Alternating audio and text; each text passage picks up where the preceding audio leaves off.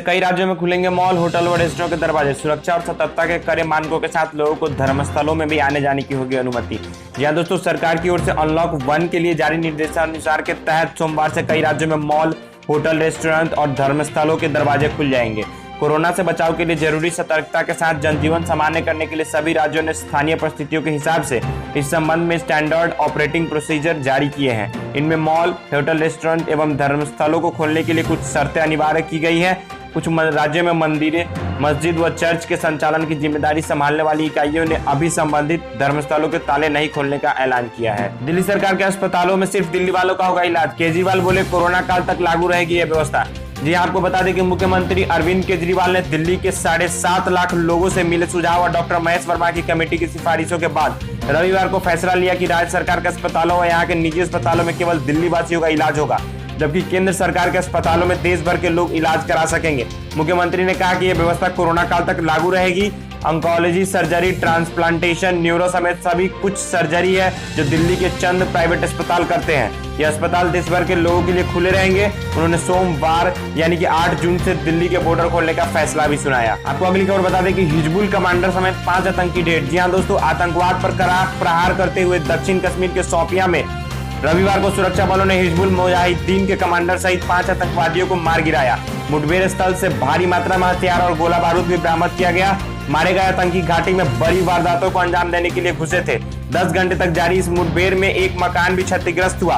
वहीं इलाके में और आतंकी होने के संदेह भी देर शाम तक सुरक्षा बलों का तलाशी अभियान जारी रहा। सैन्य तनाव खत्म करने तक जारी रहेगी चीन से बात। जी हाँ, पूर्वी लद्दाख में चीन के घुसपैठियों से उपजी स्थिति को समाप्त करने के लिए शनिवार को भारत और चीन के सैन्य अफसरों के बीच बातचीत बेहतर माहौल में हुई, पर मौजूदा तनाव के दूर होने की स्थिति अभी नहीं बनी है। दोनों पक्षों के बीच आगे भी सैन्य व कूटनीतिक स्तर पर वार्ता जारी रहने की सहमति बनी है। साफ है कि मई में गलवान क्षेत्र में चीन के सैनिकों के घुसपैठ से जो स्थिति बनी है उसे दूर करने में अभी लंबा वक्त लग सकता है। वैसे भारत के वार्ताकारों ने चीन के सामने स्पष्ट कर दिया कि वास्तविक नियंत्रण रेखा पर पूर्व स्थिति कायम किए गए बगैर विश्वास बहाली मुश्किल है।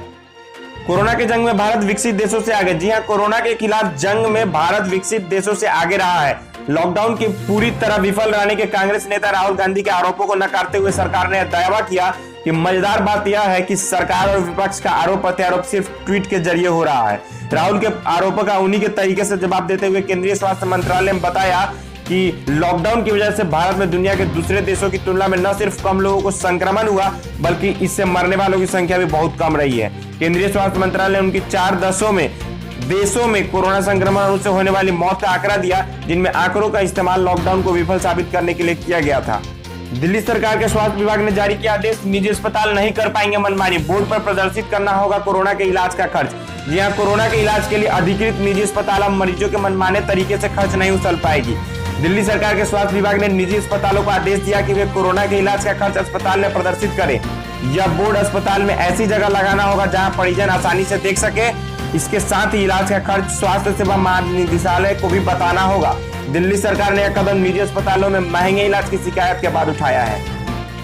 पहली वर्चुअल रैली के जरिए अमित शाह के चुनावी शंखनाद को मिले 16 लाख से अधिक दर्शक। अमित शाह ने कहा, देश की जनता एकजुट होकर प्रधानमंत्री मोदी के साथ खड़ी है। जी हाँ दोस्तों, आपको बता दें कि कोरोना काल में सभी राजनीतिक रैलियां और भीड़-भाड़ वाली गतिविधियों पर प्रतिबंध के बीच भाजपा ने आम जनता के साथ सीधा संवाद कायम करने का नया तरीका ढूंढ लिया है और आजमा भी लिया। अगले 4 माह में संभावित बिहार विधानसभा चुनाव से पहले केंद्रीय गृह मंत्री अमित शाह ने दिल्ली से बिहार के साथ संवाद किया, वह भी रैली जैसे सजे धजे मंच, स्टेज व आसीन नेताओं के पूरे तामझाम के साथ। रैली में शाह ने केंद्र सरकार के कामकाज भी गिनाए और बिहार के विपक्षी दलों पर वार भी किया।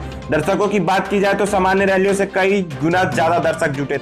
नेपाल ने की भारत के साथ सचिव स्तरीय वार्ता की पेशकश। जी हां, नेपाल ने कथित तौर पर भारत के साथ वीडियो कॉन्फ्रेंसिंग के जरिए विदेश सचिव स्तरीय वार्ता की पेशकश की है। हालांकि इस बात की संभावना कम है कि भारत ऐसे समय इसके लिए तैयार होगा, जबकि हिमालयी राष्ट्र अगले सप्ताह दूसरे संविधान संशोधन विधेयक को मंजूरी देने की तैयारी कर रहा है। इसके जरिए नए मानचित्र को स्वीकार किया जाएगा, जिससे भारतीय क्षेत्र पर नेपाल के दावे का कानूनी अधिकार मिल जाएगा। बिहार से श्रमिकों को लग्जरी बसों में पंजाब ला रहे हैं किसान। सीतामढ़ी, मोतिहारी व किशनगंज से पहुंच रहे हैं श्रमिक।